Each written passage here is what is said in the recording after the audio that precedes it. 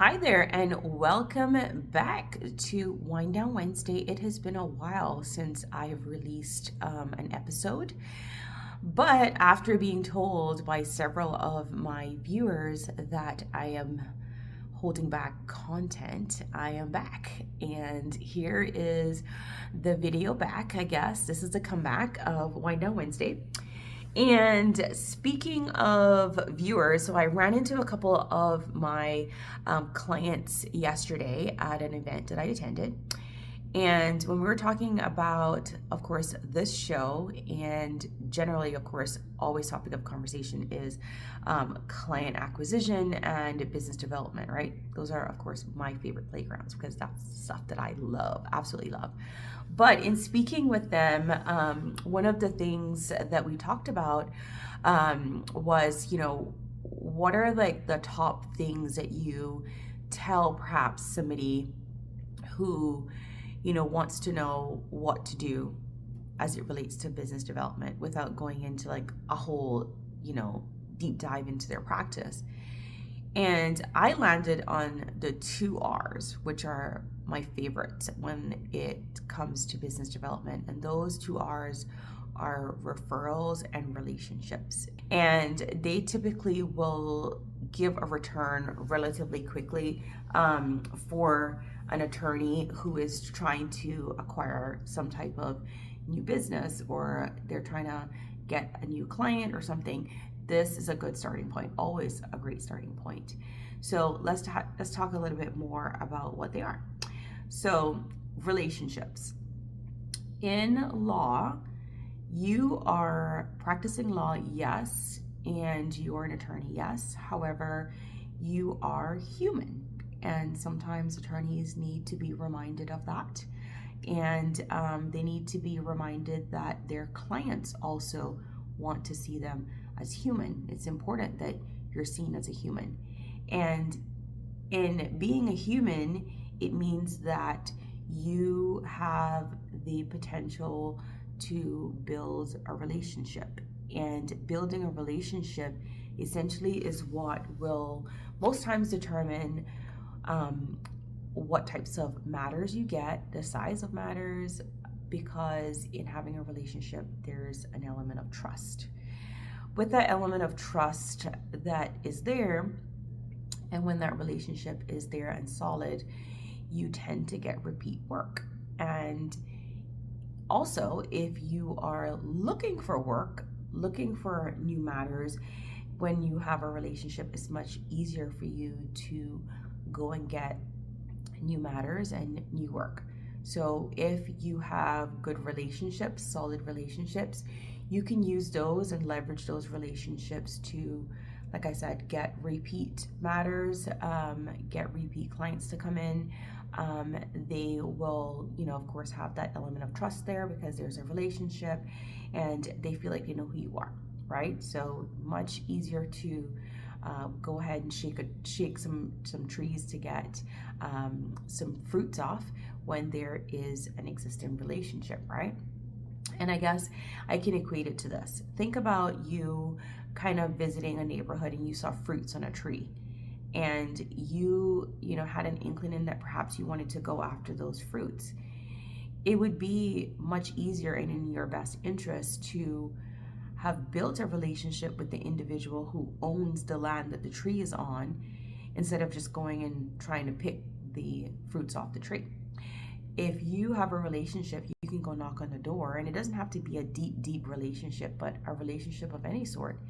You can go knock on the door and have a conversation, and there's a very high chance that the individual who owns the land where the fruit sits will allow you to come upon the land and pick fruits from that, and in fact may even offer you more than what you see on the tree. They might even offer you other fruits on other trees that are within the yard that you perhaps might not have even seen or considered.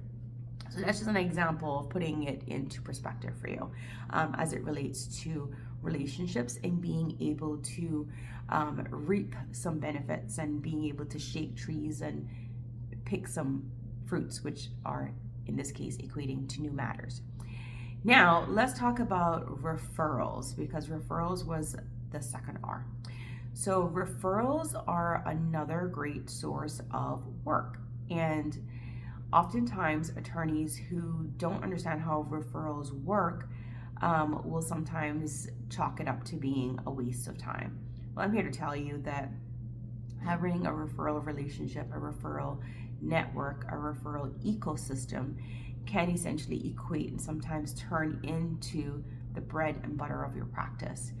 I've worked with many attorneys in the past who have built their entire practices on referrals and referral networks. So do not underestimate the power of a referral network and referring clients. And this is a two-way street. This is not just one way.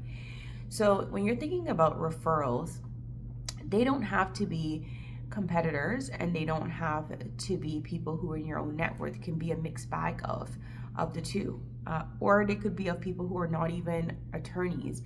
But in being strategic and building your business, you have to think about who are the individuals that are most likely to come in contact with individuals who need what I offer, right? If you are, a trust attorney, just think about all the people who are not attorneys that would be able to send you, for example, work that's trust related work. So just to give you an example, think about the individuals that are in like senior living homes, right? They have wills and they have trust and they have all those types of things that need to be updated or looked into, and things need to be changed. That's a low hanging fruit right there that you can explore. In going into those senior living centers where individuals and family members are, if you're conveniently, visiting those facilities, or perhaps you're doing something in those facilities that will allow you to get in front of individuals that make these decisions or have an issue that needs to be solved, you can easily pick up matters in that way, right? Just by being present, building relationships, like I talked about before, in these centers and making yourself available. And they will just continue to refer work to you because they know you now and you have somehow integrated yourself within their ecosystem. So by default, you become the attorney or one of the attorneys that they refer that type of work to. If you're looking at referrals, perhaps that you're sending to other people, knowing that, if you're sending work to other people, referrals to other people, perhaps it might be work that you don't want to do or you can't do, or perhaps it's just not in your wheelhouse. Just by default, because you've sent that individual some type of work out, you've referred work to them, by default, that usually just comes back to you in the wash. Somehow it just does, right? That's just the way that referrals work. I don't know that anybody has yet figured out the true science behind how it all works, but it just does. Now, if these individuals, like I said, are in your same practice area and it's work that they don't want, or perhaps work that they just don't want to do or they can't do, great. Now, for individuals that are not in your practice area, where you have built out a really nice ecosystem of individuals that are not in your practice area, but you have the relationship with them and said, hey, you know what, let's be a part of an ecosystem where I send you, for example, all your personal injury inquiries that come to me, or any questions that I get about personal injury cases, I send them to you. And just hypothetically speaking, saying that you're in trust again, just say, hey, any trust work, will you send that to me? And that way you're starting to build that ecosystem of a referral network, right? So that is just one chain of you building out your ecosystem. So then think about adding other attorneys or other attorneys in other practice areas, or even in the same practice area that you're in, but perhaps do not want the same type of work that you want, and vice versa. Then looking at the flip side of this, right?